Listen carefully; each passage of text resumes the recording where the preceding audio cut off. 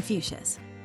Rooted in ancient Chinese religious, philosophical, and political traditions, Confucianism emerged as a body of philosophical thought through the teachings of Confucius, who saw himself not as an original philosopher, but as a faithful transmitter of Shang, circa 1600 to 1046 BC, and Zhao, circa 1046 to 256 BC, theology and ethics. Like any complex and nuanced theological or philosophical body of thought, Confucianism defies easy characterization. Its essential tenets are these: an emphasis on the received wisdom of revered teachers of the past. Discovery and innovation are not Confucian values. Rather, the cornerstones of Confucian approach are precedent and universality, which are to be applied to create self-improvement.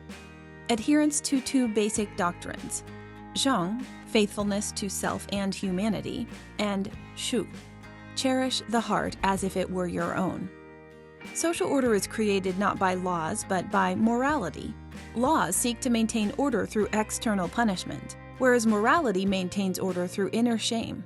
Look to the precedents and wisdom of the past to guide benevolence, moderation, and harmony with nature. Filial piety and the rectification of names, the recognition of the nature of things by naming them correctly. In contrast to Taoism, which seeks the natural way, Confucianism seeks the social way. Confucius was born on September 28, 1551 BC in Zhao, in the state of Lu, present-day Shandong, China, the son of a local garrison commander, Kong He. Kong died when the boy was just 3 years old, leaving him to be raised in poverty by his mother, Yang Zhensei. Confucius had the early education suited to commoners, though he had been born into a class intermediate between the common folk and the aristocracy. He came of age during a period of intense political and ideological ferment, and achieved some political influence through his teachings, which were highly regarded. Are you a philosophy student, or just have a general interest in philosophy? Since ancient times, brilliant philosophical teachings and dialogues taught by great luminous minds have deeply elevated the way we think and live. The Complete Philosophy Primer is a comprehensive, organized, easy-to-read, and all-encompassing guide specifically written for students in their first college-level philosophy course, as well as anyone with an interest in philosophy. With this jam-packed philosophical guide, you will optimize your knowledge in philosophy, logic, ethics, its history, and branches. Learn philosophical concepts, term definitions, and biographies.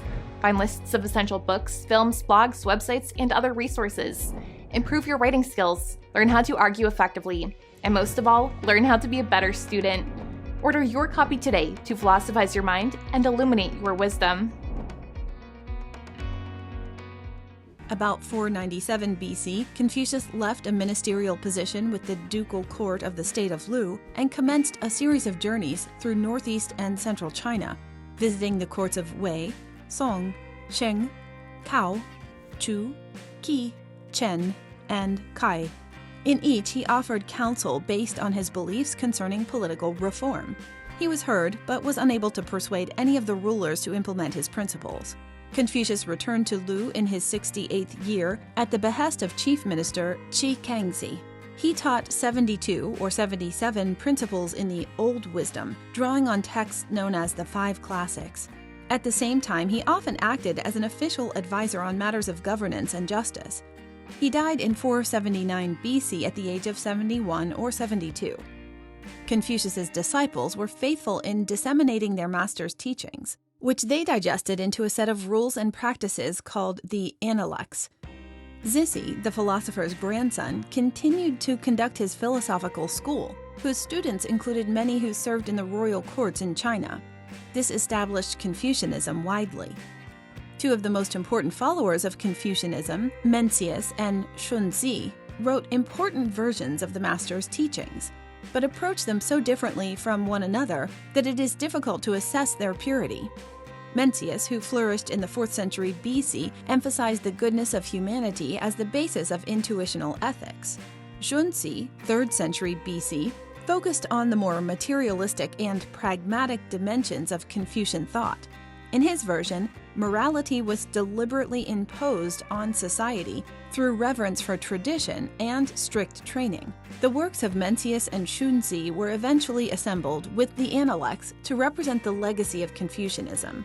Through time and the reigns of different dynasties, Confucianism was repeatedly adapted, modified, and distorted to suit changing contexts. Knowledge of the ancient philosopher first reached the West in the 16th century when Jesuit missionaries translated the Confucian texts into European languages. Such Confucian movements as New Confucianism surfaced in the 20th century and influenced Mao Zedong, other revolutionaries. But the philosopher fell out of favor during Mao's Cultural Revolution, 1966 through 1976. As a body of political philosophy, Confucianism was increasingly denounced for its adherence to tradition, its close-mindedness, and a general resistance to modernization. Nevertheless, Confucius and his thought remain of great interest to contemporary philosophers and scholars in such Asian nations as Korea, Japan, and Vietnam, as well as in the West.